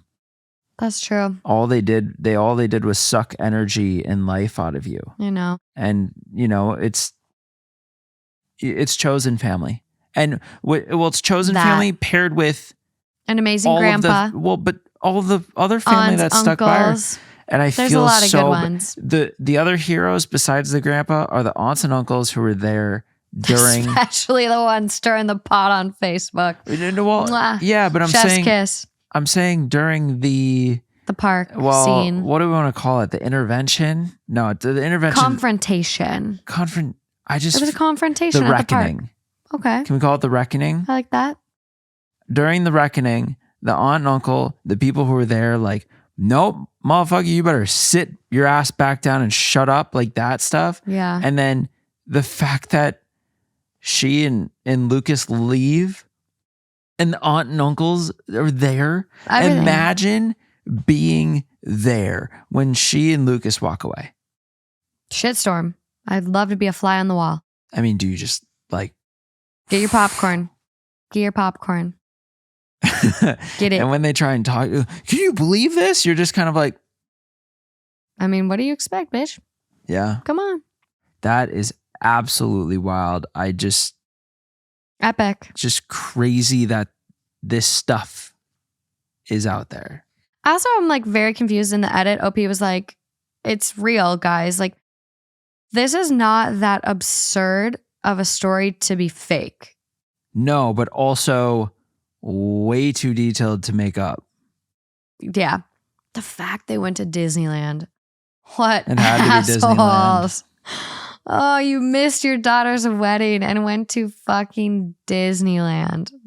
Dumb assholes. I want that lightsaber. I want the costume. I want that food. How old is the brother again? Because he sounds 5. like a fucking toddler still.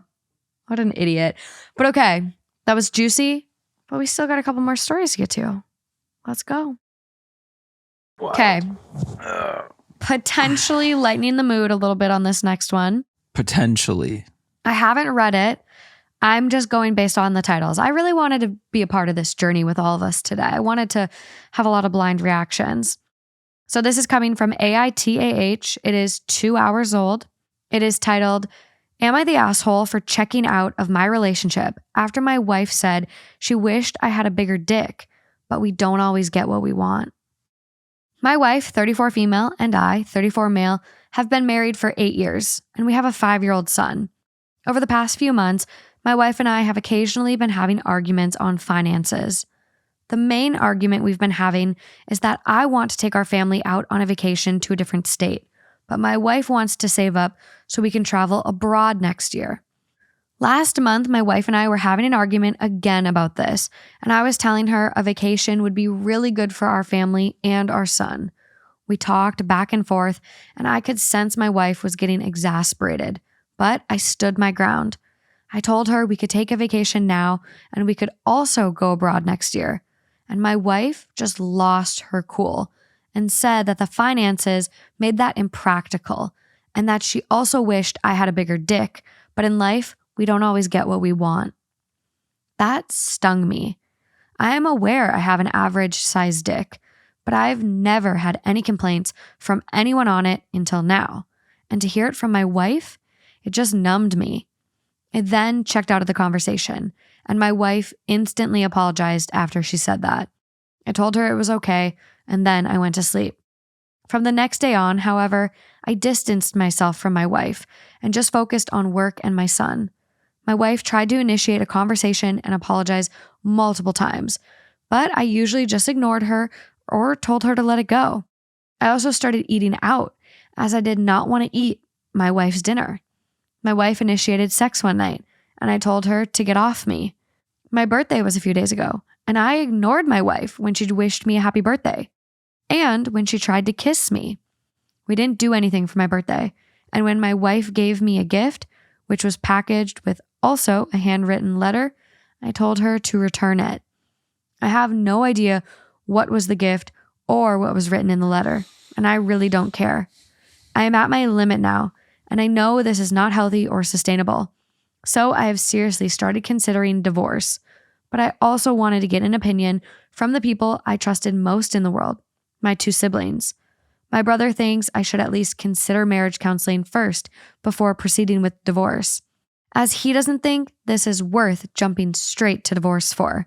My sister has the opposite opinion, and she thinks I'm still young and fit, and I have a long life ahead of me, and it should be very easy for me to get someone who's much more beautiful than my wife, both on the exterior and the interior. Am I the asshole for checking out of my relationship and considering divorce? Really, everyone sucks. That's what I would vote, because interesting. The comment was very unnecessary, and I don't know why it had to get taken there when it seems more of a strategy thing of like, can we do this or can we not? Let's crunch the numbers. Here's what I think we could spend on a trip here, and then by the time we get next year, we'd have this. If it doesn't make sense, then we need to figure out which trip we would like to do. That's what relationships are. You'll run into a lot of circumstances where one person really wants one thing and the other person really wants another thing. And you got to figure out how to, in this case, unlike the other story, compromise and figure out what is a good solution, because we're not just going to live forever being mad about, oh, we can't do my trip or doing yours, or we get like, both of you grow up.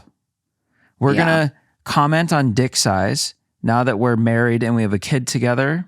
Like, cool. You signed up for this. You married me. All that's going to do at this point is make me feel bad about myself. Mm-hmm. So completely unnecessary. And if you want something else, leave and go find it. Don't like take me down because you feel that way. And then also on his end, you're taking it way too fucking far. Way too far. If your ego is that hurt, I agree the comment is ridiculous. But that's a moment where, sure, the first night you kind of step out of the conversation, you check out, go to bed, process, whatever. After that, if it's still bothering you that much, have an adult conversation. Thank you. Don't shut down. Don't turn down. Like, it's fine. If you didn't want to have sex that night when she initiated, maybe then start a mature adult conversation and say, I'm not really feeling it tonight, and here's why, and I'd love to talk about it. Not, we're going to turn you down. Mm-hmm. Oh, and my birthday, we're not doing anything, and I'm going to reject your gift. And like, I could not, if this was a scenario, I could not ever do that to you. I think about it all the time, but even during the engagement, the little bits that I had to like lie and manipulate just to make it happen and try to hold on to some bit of surprise, I still feel bad over. Let alone turning down a gift and a handwritten note where you're actually trying to make an effort to right the wrong and maybe initiate a good conversation that helps us not just divorce and self-destruct, but actually helps us get through the problem and get stronger from it. Yeah. Yet this guy is now, he thinks he's getting a divorce because he's so offended by this comment, yet he's causing all of the problems at this point. I know. I was going to say, like, yes, was the initial conversation not great? Was that comment off-putting and rude and cruel? Yeah. But are you the asshole for checking out since? I would say yes. If you're not mature enough to have a conversation, my feelings are hurt. This is X, this is Y, whatever. Or like, hey, I don't want to have sex with you. I don't feel comfortable having sex anymore after the comment you made about my penis. Like, I really think we should go to therapy. I really think we should talk about this. If you're not mature enough to do that, and now you're just punishing her again and again and again. You're eating out because you don't want to eat her meals. You're rejecting her gift. You're rejecting her note. You don't even want to kiss her. Like, you're the one that ruined your marriage, not that comment. And I'm sitting here and it's like, obviously I don't have a penis. I would be upset if you called me fat. Like, I'm trying to consider like what an equivalent for me would be.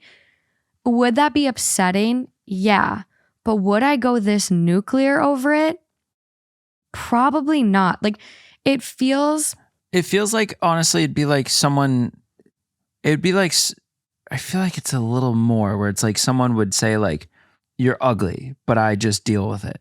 Or just something like something where it's like, you can never take it back. Your vagina feels like sandpaper and it's brutal every time we like something like that, I guess. Like something that, you know, and I don't really know where I'm going, but I just feel like it's just, he's taking it as such an attack. Like it feels like he's being a little sensitive over it. And maybe that's wrong of me to say because I can't relate at all.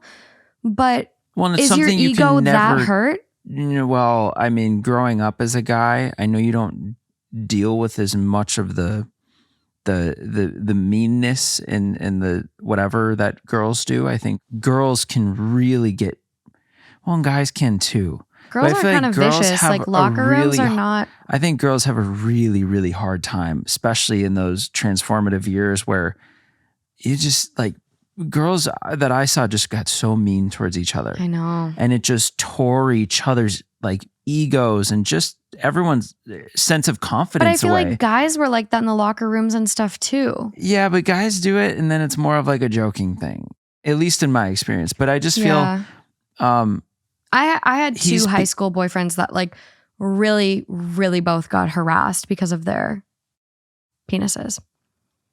Yeah, I mean, I think what I was leading to is growing up as a guy, though there isn't as much of what I think girls go through, one thing that always is the topic is that.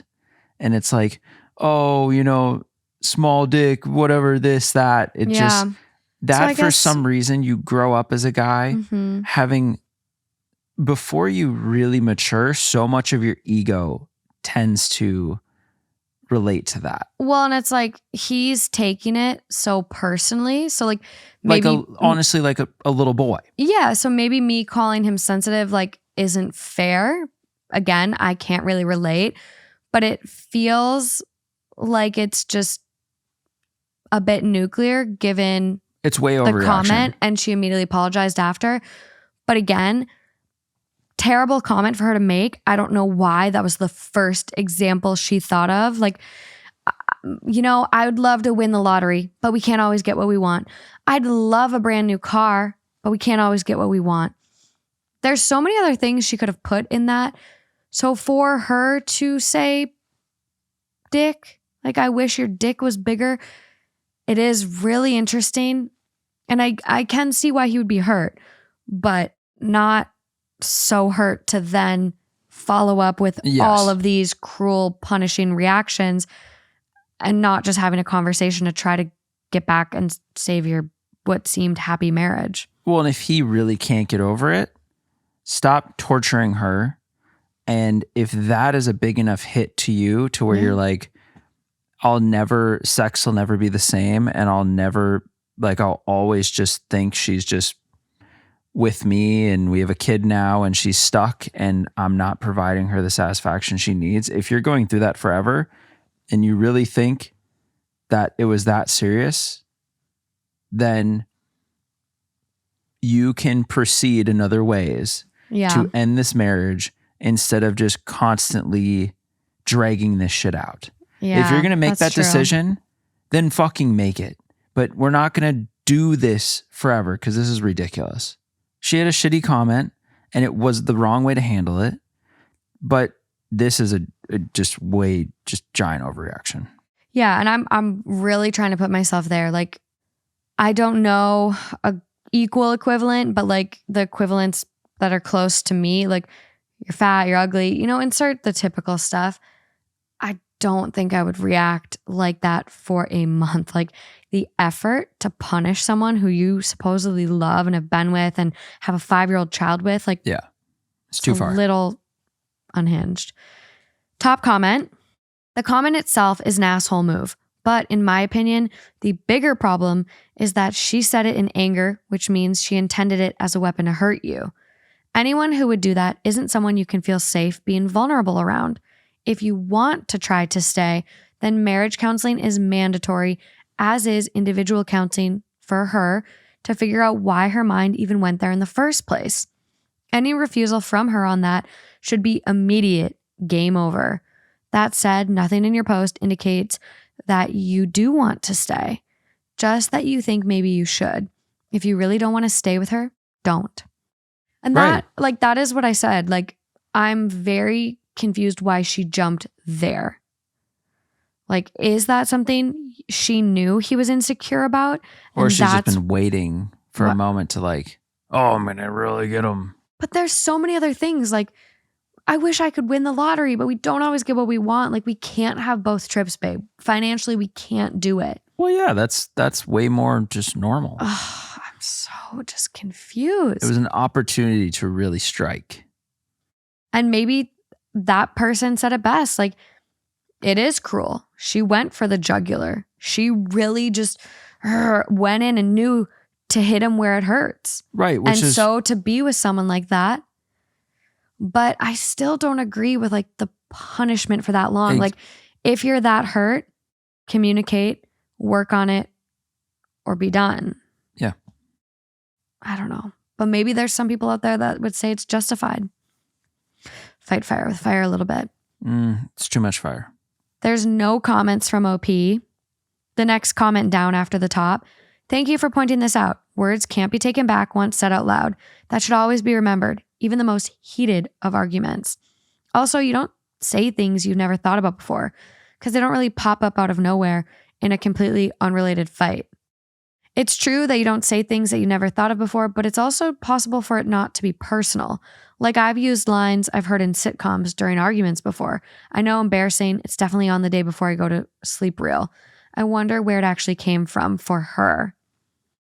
But yeah, I don't know. Other comment not related to that top thread. If a husband told his wife he wished her vagina was tighter or boobs bigger and she came to ask for advice, everyone would be like, divorce, he crossed a line. Interesting reading the comments. This is something she had locked and loaded, waiting to use. That is the part not sitting right with me. She has been holding on to that, knowing it was going to hurt you. If this is something you don't want to work through, then just tell her she killed your love for her in that moment and call a lawyer and mediator for child custody. If you want to work through it, marriage counseling, not the asshole. Right. But if you want to work through it, actually work through it. Mm-hmm. This isn't working through it at all. I know. This is like just throwing it just in a downward spiral. I know. I'd really love the wife's side on this as well for a more complete picture. Because he's like, this all started from a vacation argument.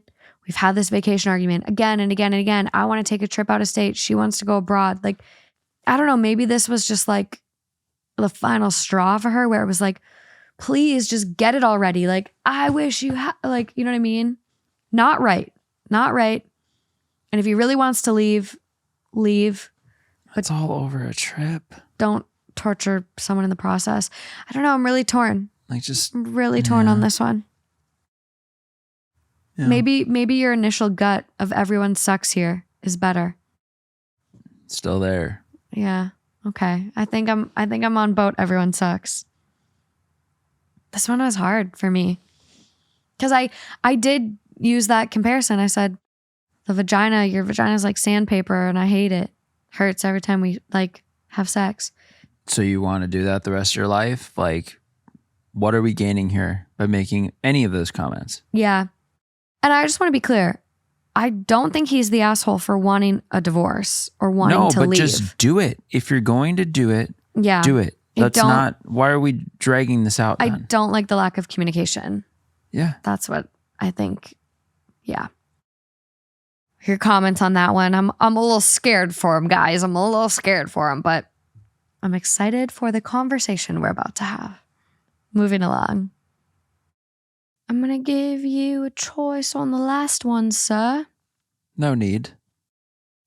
What do you mean? We'll just flip a coin. Well, there's 3 choices. We'll flip a 3-sided coin. A triangle. Okay, this first one.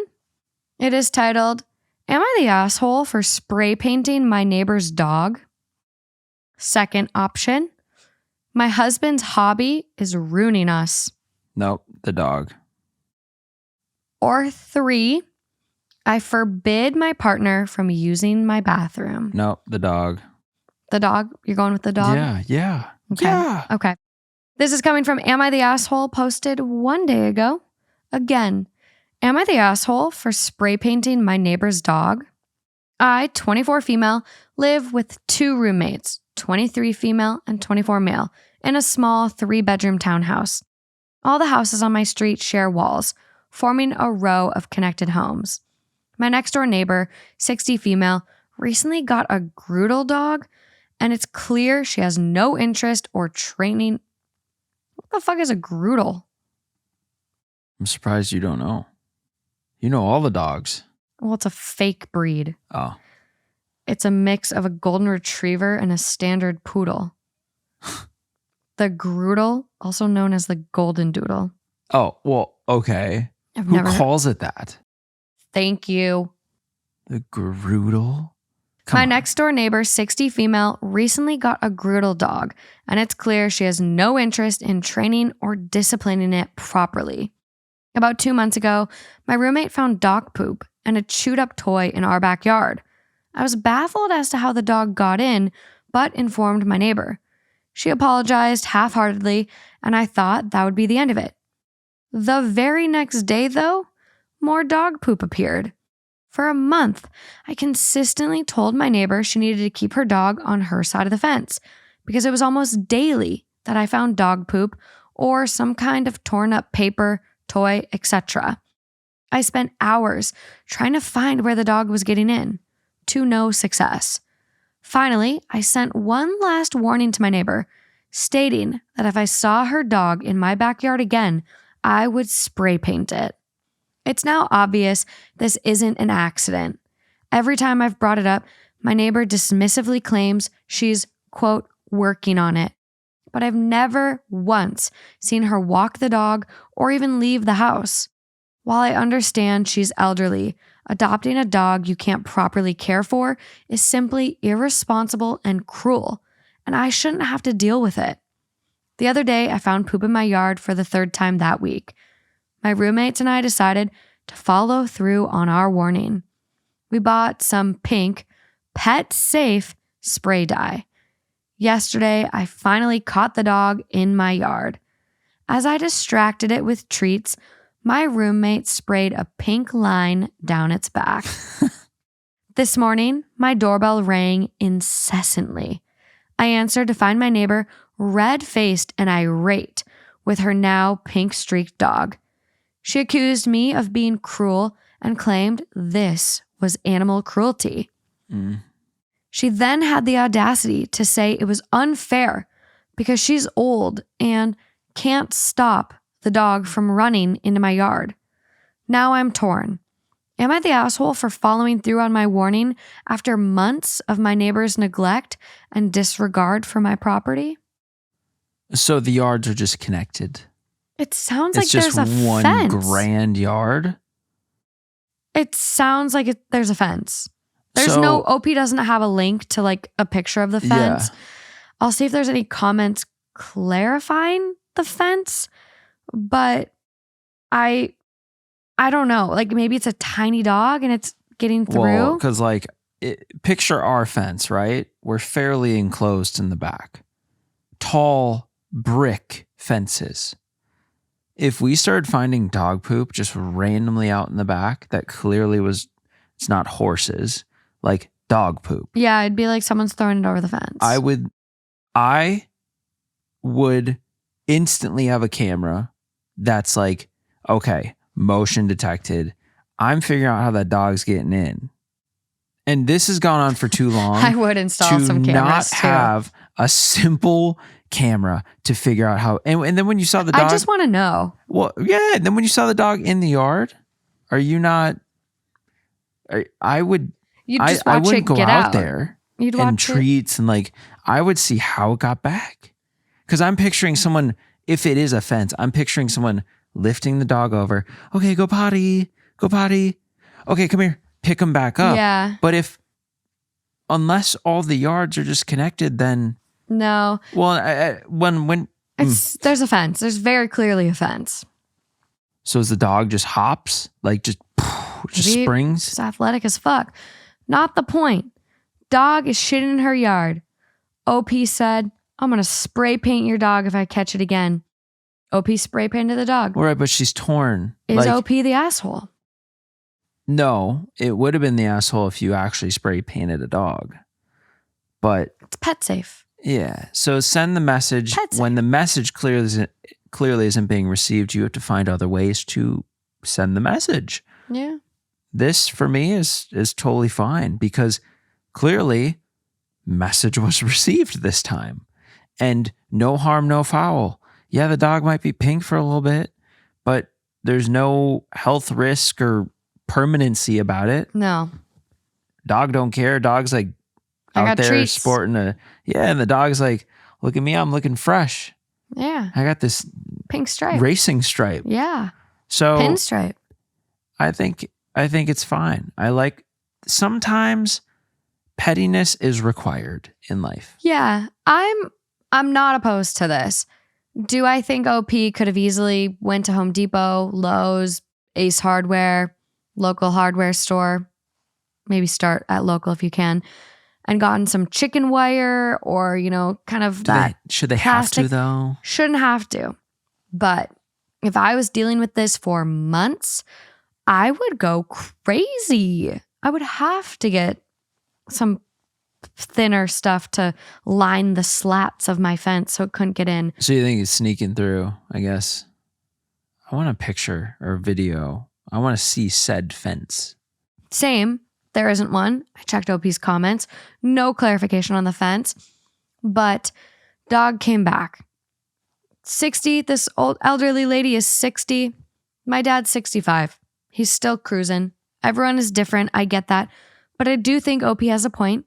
If you can't properly take care of an animal, train it, walk it, make sure it's, got a safe enclosed yard, because the dog right now is not safe. It can escape her yard, which means it could get hit by a car. Yeah.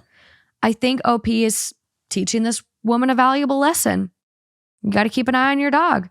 If your dog is getting through my fence repeatedly, you're not keeping a good eye on your dog, which means your dog could be at risk of getting hit, stolen, injured, picked up by a hawk.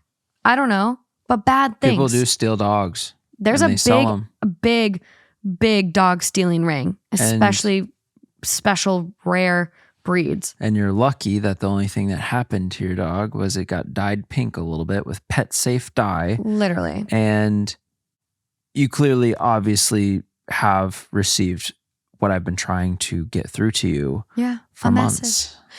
So overall vote on this one. What do you think it is? Not the asshole. Overall vote is everyone sucks. Mm-hmm. Huh. Top comment. What a grown-up does is take pictures of the dog, then call animal control or the cops. What a child does is spray paint a dog. Everyone sucks here. Yeah, but that's more fun. Next comment down. Boo-hoo. Spray paint the dog is bad, but calling animal control or the cops is even worse. Animals have lost their lives that way, directly or indirectly. OP is definitely an asshole, an immature and cruel one at that. Punishing an innocent animal over the actions of their owners is insane to me, no matter how much OP thinks it doesn't hurt the animal or through it treats. What's hurting? What? Okay, I would have been there if it was if we're spray painting a dog with spray paint from Home Depot. I would have been right with you. I would have been right there. Yeah. But I don't think this dog is going on traumatized from... I wonder if OP edited the post since we're seeing it. And it didn't say pet friendly at safe. First. That makes sense, because otherwise I'm like... Otherwise then that's like... Okay. Why are people going nuts? That's like spray painting someone's car and shit. I know. Well, and then there's another comment. Everyone sucks here. Obviously the neighbor is an asshole for not picking up after her dog and for lying about it. You're an asshole for involving the innocent dog with your retribution. I guess technically it got treats and probably doesn't care about the pink dye, but still. So edit. Hi guys, thanks for your feedback, but I felt as if I should clarify some things here. Includes a link for the pet spray paint. That is the spray paint that we used. Completely safe for animals.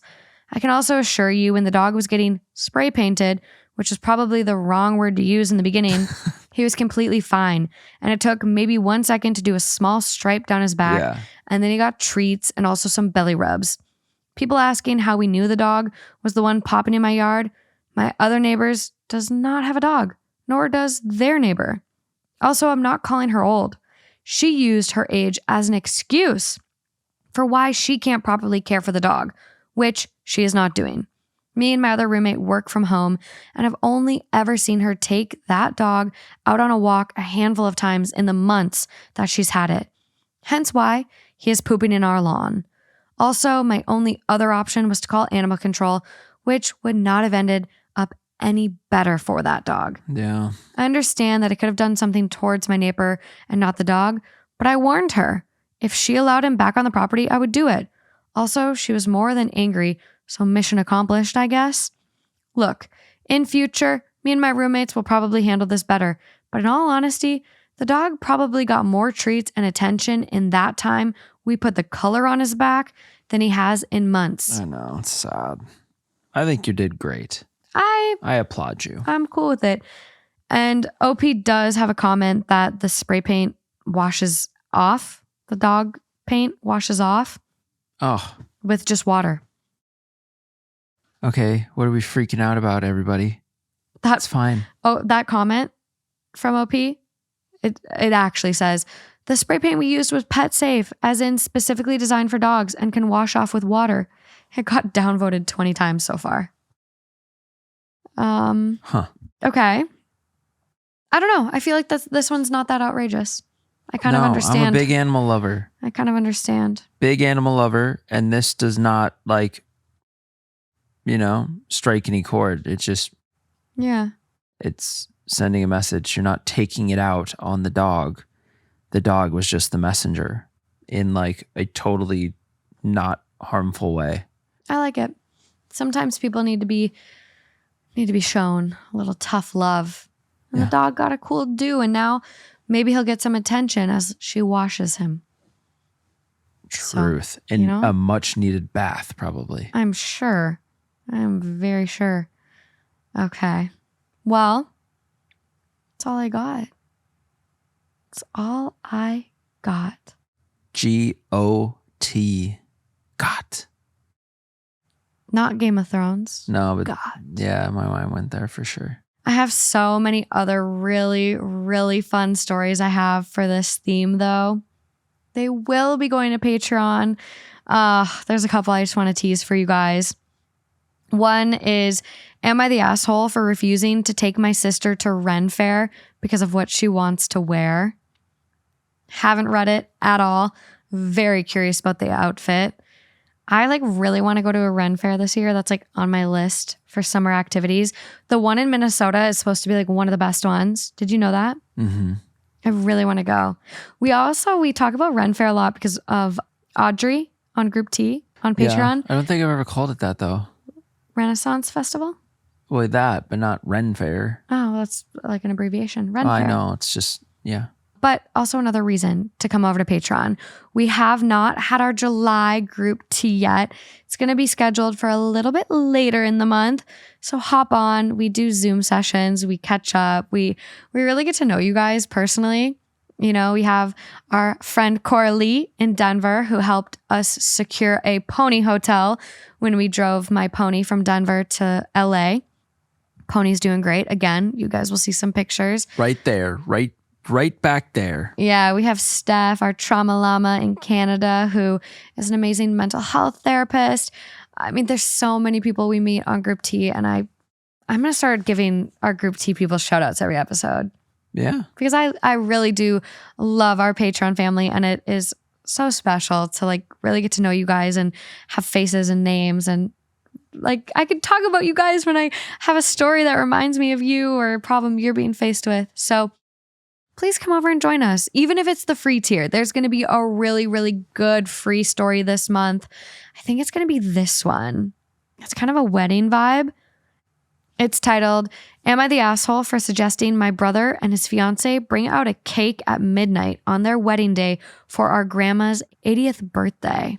Will grandma still be there? Man, that's late. No, not at the wedding that late. Oh my God. I thought you were saying something else. And I was like, oh my God. By midnight at the wedding we were just at, we were the last probably 20 people. Dude, my grandma parties at weddings. My grandma rages. Your grandma's going to make midnight? She sure is. Oh, I guess your yeah, she stays up late as shit. She's up till 2 a.m. Should we call her right now? See if she's up? Oh, it's 3. She went to bed at 1 probably. Are you going to order us costumes? For our wedding? No, for Ren Fair. Yeah. And then are we going to do a Ren Fair episode? Ooh. I would in like our costumes? That. I would really like that. I kind of want to do, I'm just really big into House of the Dragon right now. I kind of want to do our Ren Fair costumes and then put dragon wings on the horses and we'll record it in the backyard. Let us know if you guys want that. If you don't, Totally it's fine. not what they want. It's what we want. Totally fine if you don't want that. If we want to put dragon wings on the horses, cool. we will do it. It's cool. No, I won't be hurt. I'll be hurt. You better want it. But also, if you guys have any costume links, I don't know what I want. I just want to be like a cute little barmaid. I'm going to be Shrek. Like Germans get to wear their Grindel. Paint me green. You're going to be Shrek? Yeah. Huh. I'll shave my head too. No, you won't. Isn't Shrek bald? We will put a bald cap on you. He's got no hair. Dude, no. I don't know how you do the ears. They got weird ears. He's got super weird ears. They're like tubes. Okay. Thanks, guys, for being here for another episode of Two Hot Takes. Until next time. Until next time. Bye. Bye.